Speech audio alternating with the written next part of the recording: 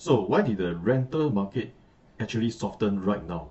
Okay, today we will deep dive in to find out the reason and what you should do as a landlord today. Okay, so before we actually go into the analysis on why the rental market actually recently has softened, okay, first of all, we need to know why is it that rental has risen by so much over the past few years. Okay, as we all know that we have been undergoing this COVID-19 pandemic, and during the COVID-19, right, there was a shutdown of constructions. So a lot of construction has been delayed. So there's not enough supply in the market. And to add on to the problem, right, after the COVID-19 reopened, okay, there was an influx of migrants coming into Singapore. So just imagine suddenly they open up the floodgate and everybody just chong in, and that's why it causes the rental to push up by so much over these last few years. Alright, so right now, what is happening? Why is it that the rental has started to soften? Okay, first of all, of course, the COVID-19 pandemic has sort of stabilized now. So construction has also resumed. And also, there's a lot of TOP projects that's coming into the market right now. Okay, so what are all these projects? Okay, I'll go into it. Okay, so this is taken from this website, from the URA and MND. Okay, the update on the latest pipeline of residential projects that's completed as of third quarter 2023 under Annex E6. Alright, you can see that these are all the projects. There's TOP.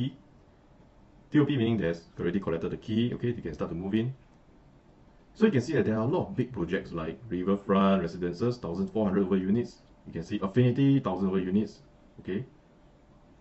You can also see, I think over here, Treasure at Tampines. Okay, these are the top two projects that are very big. Foreign Residence, 1,400 over units. Normanton Park, 1,800 over units. Alright, so you can see there are so many projects coming into the market at the same time. So right now there's influx of projects coming in. Alright, so what is the trend likely? Of course, we all know that now there's a lot of units available in the market right now. That's why it's pushing the rental market to soften. But what is the trend going forward? And what will rental be like for the next year, 2024? Okay, will it continue to go down, or will it go down, or will it be stable, or you will start to rebound and go back up again? Okay, so let us analyze what's going on right now in the market. Okay, so I will just go into this Property Guru. Okay, so from Property Guru, you can see that what is the available products, okay, available units in the market right now. So I'll go into, say, Normanton Park, okay, one of those recently TOP. Okay, you can see that there are 1,200, almost 1,300 units available for rent right now. Okay, of course, Normanton Park is a very big project. Yes, 1,800 over units, but to have about 1,300 is really quite a lot. Of course, there will be some duplicates here and there. So even if I minus away the duplicates, say I just divide by 2, okay, for example, it's still a good about almost 700 units available now for rent, okay, which is quite a lot. Let's look at another big project, let's say Treasure at Tampines.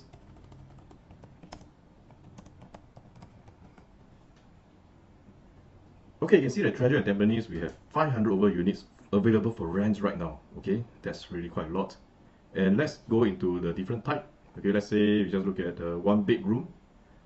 Okay, how many one bedrooms are there? Wow, it's over 90 over units of one bedrooms available for rent right now. Okay, so we minus duplicates here and there, that could be easily about 50 to 60 units. Okay, and let's look at what is the cheapest price. Okay, we do see a lot of 2006, 2006, 2006, 2007, 2007. Okay, so this page alone is 20 over units.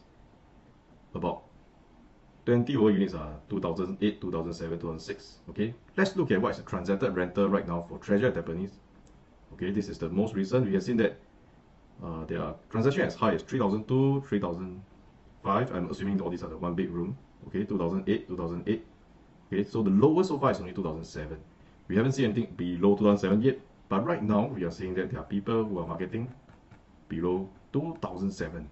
Okay, so there's a possibility that it may, okay, I'm just saying it may continue to go down. All right, but of course we do not know whether some of the units they are advertised here, they are still available for rent. Okay, but I'm just based on the number of units they are available for rent right now in the market. So I think the pressure is towards pushing the price down at this moment. Okay, I won't know the future for sure, but let's look at what are the upcoming supply that's coming to the market right now.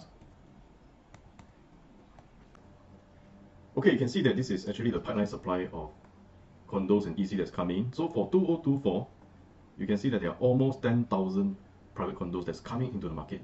This is still quite a huge number in my opinion, as compared to 2025 and 2026. So probably I feel that it will still take about another half a year or 1 year for the market to actually stabilize, for the rental market to stabilize, so to speak. Okay, now let's look at what's ongoing in the news. Okay, we are seeing that in the recent news, right, in October 30, the news actually reported that the condo rent has slid again. Okay, and then the analysts are predicting that the rent will continue to decline. And this is the first time that HDB rental start to dip. Okay, so we are seeing that all the signs are not going too good for rental market currently. So what is my advice to all the landlords out there? My advice is actually, if you can, try to rent out as soon as possible, even if you have to reduce the price by a little bit, or even below the last transacted price, you should do so. Okay, because right now the tide is turning. We do not know when it will become from a landlord's market to a tenant's market.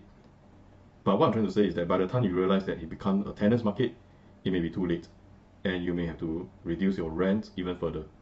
Okay, of course I'm not saying that it will definitely go down, but this is generally the strategy that I would advise looking at the current situation.